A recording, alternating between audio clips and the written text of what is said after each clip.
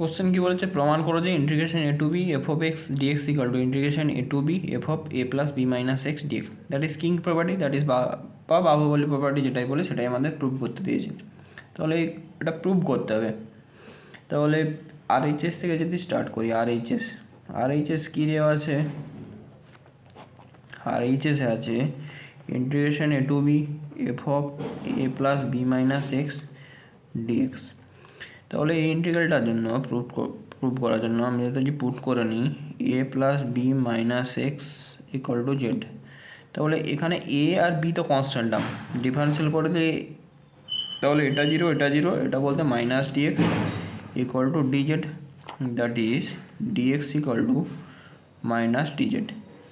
তাহলে পুট করেছে বলতে ডেফিনাইট ইন্টিগ্রাল, দ্যাট ইজ আমাকে লিমিটটা চেঞ্জ করতে হবে, দেওয়া ছিল এক্সের লিমিট, আমাকে জেডের লিমিট বের করে নিতে হবে। জেডের লিমিট বের করা বলতে লোয়ার লিমিট কত ছিল, লোয়ার লিমিট আছে এ, আপার লিমিট আছে বি। লোয়ার লিমিট যদি এ বসানো হয়, লোয়ার লিমিট যদি এক্সের ভ্যালু এ বসালে জেডের ভ্যালু কত চলে আসছে বি, বি বসালে এক্সের ভ্যালু যদি বি বসানো হয় জেডের ভ্যালু চলে আসছে এ।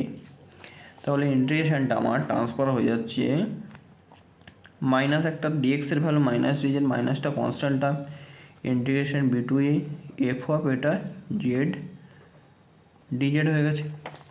আবার ইন্টিগ্রেশন ডেফিনাইট ইন্টিগ্রালের প্রপার্টি কী ছিল, যদি আপার লিমিট আর লোয়ার লিমিট সেম থাকে, ভেরিয়েবলকে যদি চেঞ্জ করা হয় তাহলে ইন্টিগ্রেশনের ভ্যালু সেম থাকে। আবার আপার লিমিটকে লোয়ার লিমিট, লোয়ার লিমিটকে আপার লিমিট চেঞ্জ করা হলে ইন্টিগ্রেশনের ভ্যালু সেম থাকে, বাট একটা সাইন চেঞ্জ হয়। Integration a to b f of x dx equal to minus integration b to a f of x dx. আর property কী ছিল, integration a to b f of x dx equals to integration a to b f z dz. তাহলে integration upper limit lower limit যদি same থাকে, ইন্টিগ্রেশনের ভেরিয়েবলকে যদি change করা হয় তাহলে ইন্টিগ্রেশনের ভ্যালু সেম থাকবে। আর আপার লিমিটকে লোয়ার লিমিট, লোয়ার লিমিটকে আপার লিমিট করে দিলে ইন্টিগ্রেশনের ভ্যালু সেম থাকবে, বাট একটা নেগেটিভ সাইন আসবে, সাইন চেঞ্জ হবে খালি। দ্যাট ইজ এখানে আপার লিমিটকে লোয়ার লিমিট, লোয়ার লিমিটকে যদি আপার লিমিট করি তাহলে আমার ইন্টিগ্রেশন এ টু যদি বি করা হয় মাইনাস সাইনটা থাকবে না, তাহলে এ টু বি করে নিলাম, মাইনাস মাইনাস প্লাস হয়ে যাচ্ছে এফ ডেট জেড। তাহলে ইন্টিগ্রেশনের limit upper limit lower limit same রেখে, এটা ভেরিয়েবল এখানে জেড আছে, আমি যদি এটাকে এক্সে ট্রান্সফার করে দিই তাহলে আমার ইন্টিগ্রেশনের ভ্যালু সেম থাকবে, দ্যাট ইজ এটাই প্রুভ করতে বলেছিল। তাহলে আমরা ইকুয়াল টু আরএইচএস পেয়ে গেলাম, আরএইচএস থেকে শুরু করেছিলাম, এলএইচএস পেয়ে গেলাম, দ্যাট ইজ যেটা আমাদের প্রুভ করতে বলেছিল পেয়ে গেলাম। তাহলে ফার্স্ট আমরা আরএইচএস থেকে স্টার্ট করলাম, a plus b minus x equal to z put করলাম, জেড পুট করে নিলে সেখান থেকে এক্সের লিমিট ছিল, আমরা জেডের লিমিটটা বের করে নিলাম, জাস্ট ডেফিনাইট ইন্টিগ্রালের প্রপার্টিগুলো অ্যাপ্লাই করলাম, আমার প্রুভ হয়ে যাবে। বোঝা গেল, এই প্রুফগুলোকে প্রুভ করতে দেয়, এই প্রপার্টিগুলোকে প্রুভ করতে দেয়। পরের কোশ্চেন কী আছে দেখে নিন, কী বলেছে, এক্স ওয়াই সমতলে অবস্থিত কোনো সরলরেখা ওয়াই অক্ষের সঙ্গে π/4 কোণে নত হলে রেখাটির দিক কোসাইন নির্ণয় করতে বলেছে। তাহলে আমার সরলরেখাটা কোন প্লেনে লাই করছে, এক্স ওয়াই প্লেনে লাই করছে, এক্স ওয়াই প্লেনে লাই করছে। তাহলে এক্স ওয়াই প্লেনে লাই করা বলতে এটা এক্স অ্যাক্সিস, এটা ওয়াই অ্যাক্সিস, এটা জেড অ্যাক্সিস, এটা সাপোজ হরিণ। তাহলে স্ট্রেট লাইনটা সাপোজ এক্স ওয়াই প্লেনে লাই করছে বলতে আমি ধরে নিলাম এটাই সরলরেখাটা এক্স ওয়াই প্লেনে লাই করছে। এক্স ওয়াই প্লেনে লাই করছে, আমার বলেছে ওয়াই অ্যাক্সিসের সাথে কত অ্যাঙ্গেল আছে, ওয়াই অ্যাক্সিসের সাথে এই অ্যাঙ্গেলটা আছে π/4। তাহলে angle between x axis and y axis, এই অ্যাঙ্গেলটা তো always 90, that is π/2। That is এটা কী হয়ে গেছে, এটা একটা ট্রায়াঙ্গেল ফর্ম করে গেছে, এটা একটা ট্রায়াঙ্গেল, দ্যাট ইজ ট্রায়াঙ্গেলটার তিনটে অ্যাঙ্গেলের সাম কত 180, দ্যাট ইজ এটা 90, এটা π/4, দ্যাট ইজ এটা মাস্ট কী হতে হবে π/4 হতে হবে, দ্যাট ইজ এটা এক্স অ্যাক্সিসের সাথে অ্যাঙ্গেল কত করছে π/4। আবার স্ট্রেট লাইনটা এক্স ওয়াই প্লেনে লাই করছে বলতে জেড অ্যাক্সিস অলওয়েজ কী হবে স্ট্রেট লাইনটার সাথে পারপেন্ডিকুলার। তাহলে আমাদের লিখে নিতে হবে অ্যান্সার কী হবে, যেহেতু সরলরেখাটি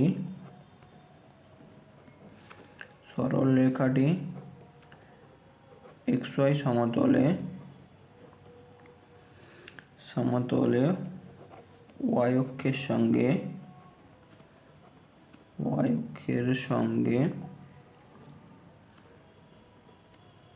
π/4 কোণে নত। সুতরাং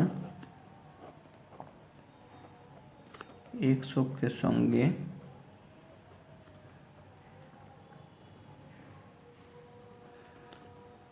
π/4 কোণে নত।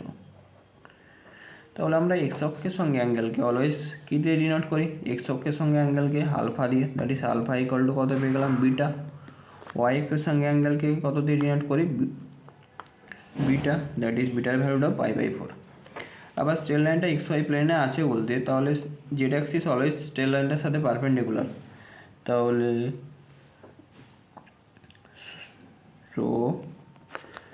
ও জেড অ্যাক্সিসের সাথে অ্যাঙ্গেলটা কত হচ্ছে? তাহলে দ্যাট ইজ জেড অ্যাক্সিসের সাথে অ্যাঙ্গেল কত ধরি আমরা? গামা ইকুয়াল টু কত পেয়ে যাচ্ছি? π/2। তাহলে আমরা ডিরেকশন কোসাইন আমার দ্যাট ইজ এল বলতে কত ছিল? কস আলফা, এম বলতে কস বিটা, এন বলতে কস গামা। তো সুতরাং সরলরেখাটির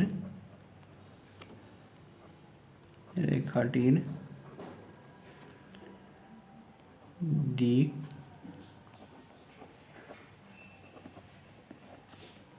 কোসাইন গুলি হলো l equal to cos alpha.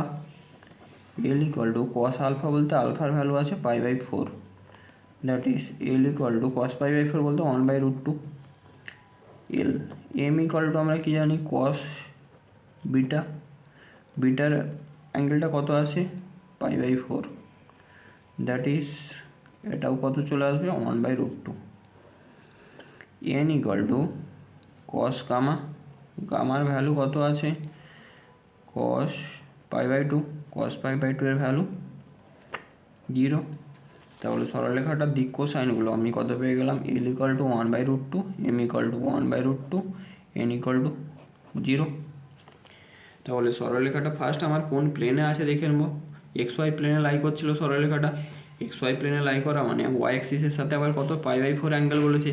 তাহলে angle between x axis and y axis always তো π/2, দ্যাট ইজ এটা π/4, এটা π/2, দ্যাট ইজ এটা একটা ট্রায়াঙ্গেল ফর্ম করে গেছে।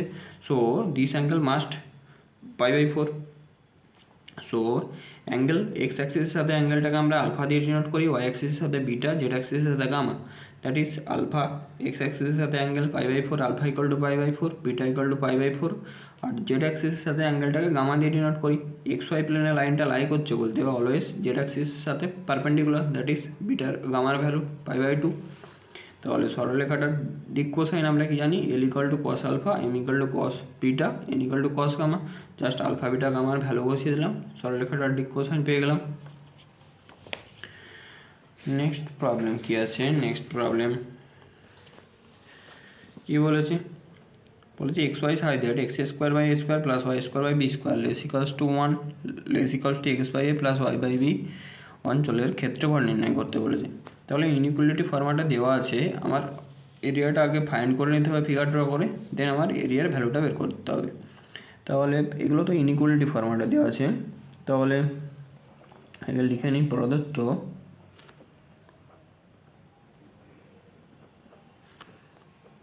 অসমীকরণগুলির অনুরূপ সমীকরণগুলি হলো।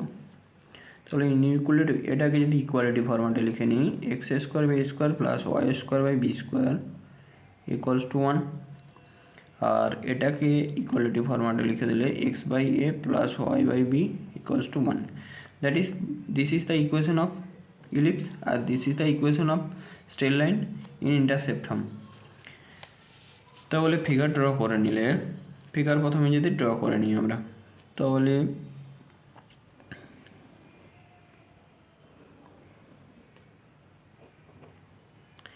এটা আমার এক্স অ্যাক্সিস, ওয়াই অ্যাক্সিস, তাহলে ইলিপস আমরা a greater than b ধরে জেনারেলি ক্যালকুলেট করছি।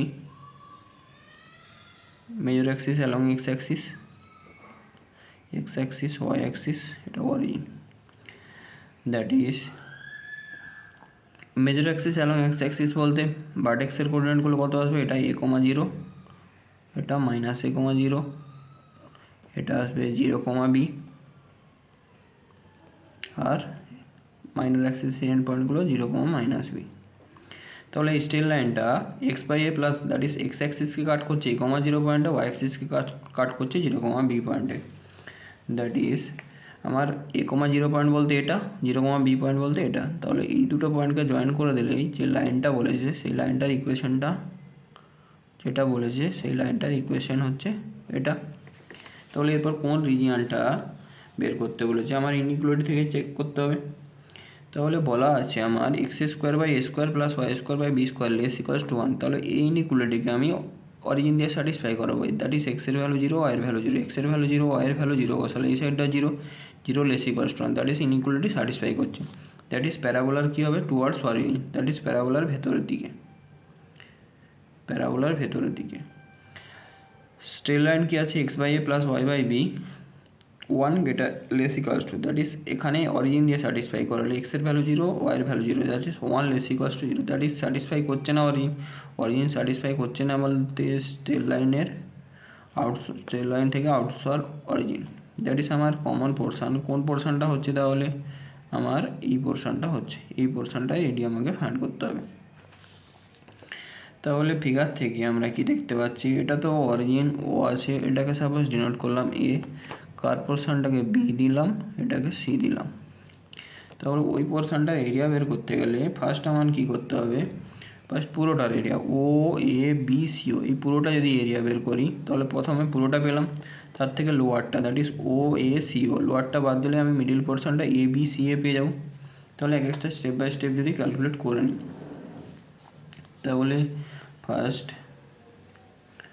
অতএব ও এ বি সি ও দ্বারা সীমাবদ্ধ অঞ্চলের ক্ষেত্রফল। তাহলে সীমাবদ্ধ অঞ্চলের ক্ষেত্রফল, এখানে যখন কার্ভ আছে পুরো পোর্শনটার জন্য কার্ভ হচ্ছে প্যারাবোলা নয় ইলিপসটা কার্ভ। এখানে যখন কার্ভ আছে x এর ভ্যালু 0, এখানে যখন আসছে x এর value a, that is integration 0 to a y dx। তখন আমার কার্ভ কী আছে, হোয়ার x² / a² + y² / b² = 1। তাহলে এখান থেকে আমার y এর ভ্যালুটা বের করে নিতে হবে, y² / b² = 1 - x² / a²। That is আমার ক্যালকুলেট করে নিলে কত আসছে, a² - x² / a², that is y² = b² / a², a² - x², that is y = b/a √a² - x²। এটা আমার পেয়ে গেলাম ভ্যালু। তাহলে y এর ভ্যালুটা যদি রিপ্লেস করে দিই, b/a তো কনস্ট্যান্ট টার্ম, b/a ইন্টিগ্রেশনের বাইরে বের করে নেব, 0 to a √a² - x² dx। তাহলে এটা তো ফর্মুলাই ছিল √a² - x²। তাহলে কী ছিল formula, x * √a² - x² by 2 plus a²/2 sin inverse x/a। পুরোটার উপর লিমিট কত আছে, 0 to a। তাহলে 0 to a লিমিট যদি বসিয়ে দেওয়া হয়, আপার লিমিট কত আছে a, যদি বসানো হয় এখানে a বসালে a² - a² তো 0 হয়ে গেল, এখানে বসালে a²/2 ইন্টু সাইন ইনভার্স, এ বসালে sign inverse 1, that is π/2।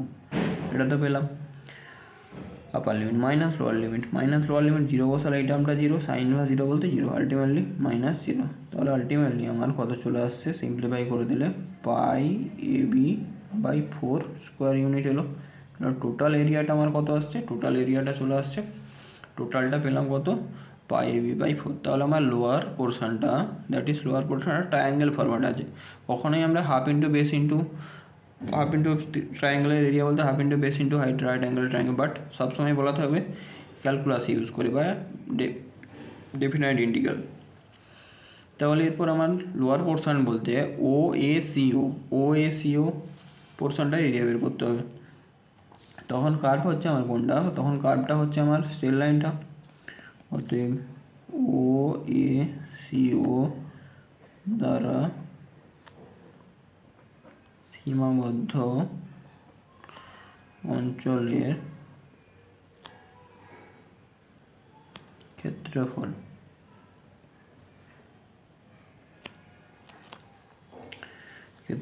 Equal to, এটাও বাই লিমিট তো সেম থাকবে ওয়াই ডিএক্স। সেখানে আমার কি আছে, ইকুয়েশন কত আছে, x by a plus y by b equals to 1, that is y by b equals to 1 minus x by a. LCM করে দিলে কত আসছে, a minus x by a, that is y equal to b by a minus x. তাহলে b by a তো constant term, integration 0 to A minus x dx. তাহলে আমি যদি integrate করে নিলে এখানে কত পাচ্ছি, বি বাই এ তো কনস্ট্যান্ট টার্ম, তাহলে এ এক্স হয়ে যাচ্ছে minus x square by 2 integration 0 to a b by a. Upper limit যদি বসানো হয়, এ বসালে এ ইন্টু এ বলতে এ স্কোয়ার, এখানে এ বসালে a square by 2, lower limit 0 বসালে এটা 0 এটা 0, that is a square minus a square by 2 বলতে a square by 2 b by a into a square by 2, that is half of a b square unit. তাহলে টোটালটা আমি পেয়েছিলাম কত, পাই B by 4, লোয়ারটা কত পেয়েছি, হাফ অফ এ বি। তাহলে আমার বাউন্ডের পোর্শন যেটা হচ্ছে দুটো কার্ভ দ্বারা বাউন্ডের portion, that is A B C A. অতএব টোটালটা থেকে লোয়ারটা মাইনাস করে দিলে, অতএব এ বি সি এ দ্বারা সীমাবদ্ধ অঞ্চলের ক্ষেত্রফল equal to pi a b by 4 minus a b by 2 square unit. বোঝা গেল? তাহলে সুন্দর করে প্রথমে ফিগারটা ড্র করে নেব, কোন পোর্শনটা এরিয়া আগে বের করতে বলছে ক্যালকুলেট করে নেব, দেন স্টেপ বাই স্টেপ ইন্টিগ্রেশনগুলো এক একটা এরিয়া বের করে নেব, স্টেপ বাই স্টেপ ক্যালকুলেট করে নেব, অ্যান্সার পেয়ে যাবো। এগুলো একটু প্র্যাকটিস করে নিলেই হবে। বোঝা গেল?